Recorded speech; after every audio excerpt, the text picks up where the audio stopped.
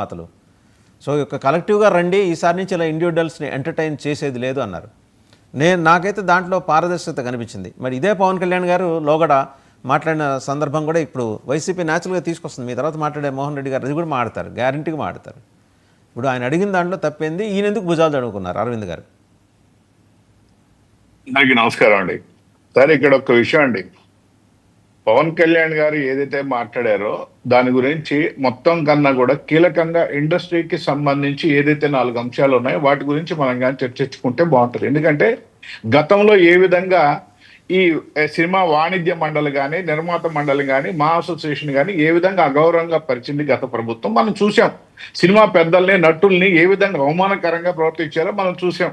వాళ్ళు ఏ విధంగా అడగడానికి వచ్చారో, ప్రభుత్వ కక్ష సాధింపై ఇవన్నీ మాట్లాడాల గతంలో కూడా పవన్ కళ్యాణ్ గారు మాట్లాడింది చాలా స్పష్టంగా సినిమా వాళ్ళని అగౌరవపరిచే విధంగా ప్రవర్తించిన విధానాన్ని మాట్లాడిన మంత్రులు, మాజీ మంత్రులు ఎలా మాట్లాడారో వాళ్ళ గురించి మాత్రమే పవన్ కళ్యాణ్ గారు గతంలో ప్రస్తావించారు. అయితే ఇప్పుడు పవన్ కళ్యాణ్ గారు చాలా స్పష్టంగా కూటమి ప్రభుత్వం ఏర్పడిన తర్వాత గౌరవ సూచకంగా మీరు ముఖ్యమంత్రి గారిని సంవత్సరం అయినా ఎవరు ఎందుకు కలవలేదు అనేది ఒకటి ప్రశ్నించడం జరిగింది. రెండోది ఏంటంటే కలవాలి, కలవకపోవడం కాదండి. తెలుగుదేశం పార్టీ ఎప్పుడు కూడా సినిమా పరిశ్రమకి ఎప్పుడు కూడా పెద్ద దిక్కుగానే ప్రవర్తించింది. ఇప్పుడు తెలుగుదేశం పార్టీ పెట్టిందే సినిమా యాక్టర్ అండి రామారావు గారు.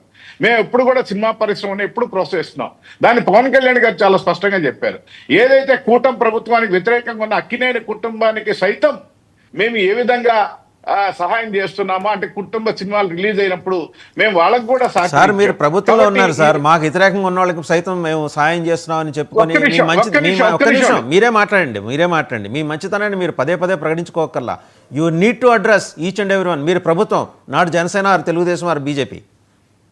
అదే చెప్తున్నానండి. మేము ఆ విధంగా అంటే పవన్ కళ్యాణ్ గారు మాట్లాడిన మాటలు చెప్తున్నానండి. తెలుగుదేశం గారు పవన్ కళ్యాణ్ గారు పవన్ కళ్యాణ్ గారికి వచ్చిన ఆవేశం, ఆయనకి ఏదైనా బాధ కలిగే విషయం వస్తే వెంటనే స్పందిస్తారు కాబట్టి మాట్లాడారు. కాబట్టి సినిమా థియేటర్ల ఓనర్లు ఏదైతే బంద్ ప్రకటించారో ఆయన సినిమా కోసం ప్రకటించారని చెప్పి ఆయన ఎక్కడా మాట్లాడలేదండి. ఆయన సినిమా 4 నెలలు కాదు, 5 నెలల తర్వాత పోస్ట్ పోన్ అవుతుంది. ఇప్పుడు ఒక్క సంవత్సరం పాటు సినిమా షూటింగే ఆపిన వ్యక్తి ఇంకొక సంవత్సరం ఆపిన అది కాదు. ఇక్కడ ఏదైనా బంద్ ప్రకటించే ముందు వాళ్ళ ఏమేమి కావాలి, డిమాండ్స్ ఏమోనైనా ప్రభుత్వం దృష్టికి తీసుకొచ్చి కాదు అంటే బంద్ చేయాలి. కానీ మీ పార్టీకి మీరు ఏదో ప్రకటించేసుకొని ఇప్పుడు ఏదైతే మాట్లాడారో పెద్దలు కృష్ణాంజలి గారు చెప్తున్నారు.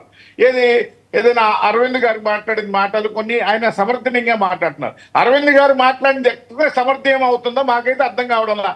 మీరు ఆ నలుగురులో మీరు ఉన్నారు ఒకరు. ఈ రోజు బయటకు వచ్చారు, మీరు చెప్పారు, రైట్, మాకు తెలిసింది. అయితే గత 25 ఏళ్లుగా ఆ నలుగురు అంటే మీరు పెద్దలు దాదాపు 50 సంవత్సరాలు సినిమా ఇండస్ట్రీలో ఉన్నారు.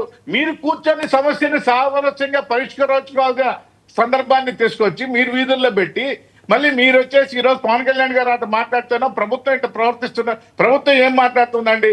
వ్యక్తిగతంగా మీరు వచ్చి కలవద్దు, సినిమా పరిశ్రమగా రండి, మీకు హోదా కావాలనుకుంటున్నారు, మేము వీడానికి రెడీగా ఉన్నాం, సంఘటితంగా అందరూ చేసి మీ సమస్యలు ఏదున్నాయో ప్రభుత్వం దృష్టికి తీసుకురండి, వ్యక్తిగత పనుల మీద రావద్దు అని చెప్పడం జరిగింది. ఇలాంటివన్నీ మంచి కార్యక్రమాలే. 2, ట్యాక్స్ సంబంధించి సినిమా వాళ్ళు ఇప్పుడు ఏదైతే బంధులు చెప్తున్నారో, సినిమా వాళ్ళు బంద్ ఏదైతే క్షణం 1వ తేదీ ప్రకటించారో దాని మీద పవన్ కళ్యాణ్ మాట్లాడుతూ సినిమా వాళ్ళు ఎక్కువ ధరలకు అమ్ముకున్నప్పుడు ఆ ట్యాక్సులు కట్టారా లేదా, లేదు సినిమా వాళ్ళు ట్యాక్సులు కరెక్ట్ గా కడుతున్నారా లేదా హాల్ వాళ్ళు, లేదు సినిమా హాళ్లలో ఫుడ్ ఇన్స్పెక్షన్ జరగాల్సిన సందర్భం ఉంది, సినిమా హాళ్లలో ప్రజలకు సౌకర్యవంతంగా ఉన్నాయా లేవా అనే దాని మీద మాట్లాడారండి. ఇష్యూ వచ్చినప్పుడు మాట్లాడతారు.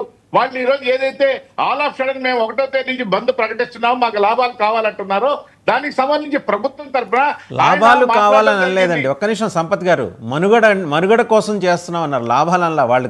వాళ్ళు ఏంటంటే ఒక రోజు కావాలని అన్నారు. తప్పే ఉందండి. మీరు 1000 రూపాయలు 2000 టికెట్లు అమ్ముకుంటున్నప్పుడు చిన్న థియేటర్లకు పర్సంటేజ్ ఇవ్వడంలో ఉన్న తప్పేంటి? అదే వాళ్ళు అడుగుతున్నది. అది వాళ్ళు నడుపుకోవాలండి. నేనేమంటానంటే ఇక్కడ సమస్య ఏంటంటే ప్రభుత్వం దృష్టికి కూడా మీరు తీసుకొచ్చి ఉండొచ్చు. ప్రజల సౌకర్యార్థం మీరు సినిమా రిలీజ్ అయితే ఇప్పుడు మాట్లాడే ప్రభుత్వానికి సినిమా హాళ్ళకి సంబంధం ఏంటంటే, సినిమా హాల్లో రిలీజ్ అయిన సినిమా దగ్గర నుంచి పోలీస్ వ్యవస్థ లేకపోతే సినిమా లేదండి. గత ప్రభుత్వంలో టికెట్లు ఎక్కువ పెట్టినప్పుడు ఆగ్రాకి గత ప్రభుత్వం ఎంఆర్ఓల్ని సినిమా హాళ్ళ దగ్గర పెట్టి తహసీల్దార్ని ఏ విధంగా వేధించిందో కూడా సినిమా హాల్లో తెలుసు, పరిశ్రమ తెలుసండి. ఇప్పుడేమో అలా చేయడం లేదు. మీకు సహకరిస్తుంది, ప్రభుత్వం సహకరిస్తుంది, మీ డిమాండ్లు ఏమున్నాయి, మీరు ఎందుకని ఆపాలనుకుంటున్నారు, ప్రభుత్వం దృష్టికి తీసుకొచ్చిన నాదుడు ఎవరున్నారు? ఏమీ లేకుండా ఆల్ ఆఫ్ సడన్ ఒకటో తేదీ బంధిస్తున్నారు. జన సైనికులో లేకపోతే ఇంకోరో మాట్లాడొచ్చు, పవన్ కళ్యాణ్ గారి సినిమాకి ఏదైతే 20వ తేదీ 12వ తేదీ అనౌన్స్ చేస్తే 1వ తేదీ నుంచి అంటున్నారు. కానీ ఇది కాదు ఇక్కడ సమస్య. పవన్ కళ్యాణ్ గారు దాని గురించి మాట్లాడారు. చాలా స్పష్టంగా పవన్ కళ్యాణ్ గారు ప్రజలకు మేలు చేకూరే విధంగా, ప్రజలకు సౌకర్యవంతంగా ఇదే విధంగా ఆయన మాట్లాడారు.